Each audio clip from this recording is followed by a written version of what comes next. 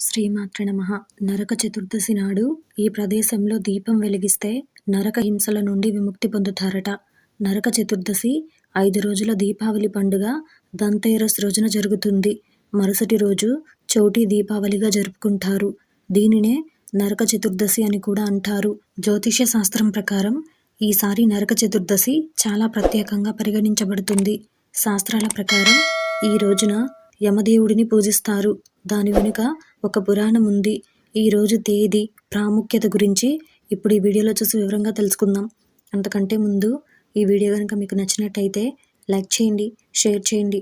అలాగే మరెన్నో ఇలాంటి ఆధ్యాత్మిక విషయాల కోసం మన ఛానల్ని సబ్స్క్రైబ్ చేసుకోండి. ఇక విషయంలోకి వెళ్తే, ఈ సంవత్సరం నరక చతుర్దశి 2022ని ఎలా జరుపుకోవాలి అనే విషయం గురించి మాట్లాడినట్లయితే, నరక చతుర్దశిని ధన్తేరస్ తర్వాత రోజున, దీపావళి ముందు రోజున జరుపుకుంటారు. దీనిని చౌటి దీపావళి, కాళీ చౌదాస్ అని కూడా అంటారు. ఈరోజు సాయంత్రం ఇళ్లల్లో దీపాలు వెలిగించే సంప్రదాయం ఉంది. ఈ రోజున యమరాజు ఆరాధనకు ప్రత్యేక ప్రాముఖ్యత ఉంది. ఈ రోజున యమదేవుడిని దీపం వెలిగించి పూజించి అకాల మరణం, మంచి ఆరోగ్యం కోసం ప్రార్థిస్తారని చెప్తారు.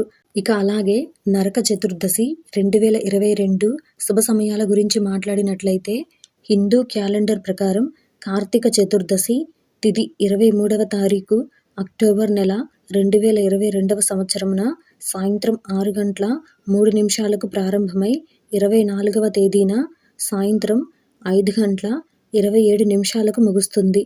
అక్టోబర్ 23వ తేదీ ఉదయం 11 గంటల 40 నిమిషాల నుంచి 24వ తేదీ అర్ధరాత్రి 12 గంటల 31 నిమిషం వరకు ముహూర్తం ఉంటుంది. ఇకపోతే ఈ నరక చతుర్దశి కథ యొక్క ప్రాముఖ్యతను గురించి చూసినట్లయితే, గ్రంథాలలో వివరించిన కథ ప్రకారం నరకాసురుడు అనే రాక్షసుడు దేవతలందరినీ వేధించడం ప్రారంభించాడు. అతీంద్రియ శక్తులు ఉండటం వల్ల అతనితో యుద్ధం చేయడం ఎవరి ఆధీనంలో ఉండేది కాదు. దేవతలపై నరకాసురుడి వేధింపులు ఎక్కువయ్యాయి. అప్పుడు దేవతలందరూ తమ సమస్యలతో శ్రీకృష్ణుడిని చేరుకున్నారు.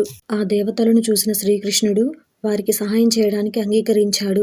నరకాసురుడు ఒక స్త్రీ చేతిలో మరణిస్తాడని శపించబడ్డాడని మనకందరికీ తెలిసిన విషయమే. అప్పుడు శ్రీకృష్ణుడు తన భార్య సహాయంతో నరకాసురుడిని సంహరించాడు. మత గ్రంథాల ప్రకారం నరకాసురుని మరణం తర్వాత 16,000 మంది బందీలను విడిపించారు. అప్పటి నుండి ఈ 16,000 మంది బందీలు పట్రాణీలుగా పిలువబడ్డారు. నరకాసురుని మరణాంతరం ఈ రోజుని నరక చతుర్దశిగా జరుపుకుంటారు.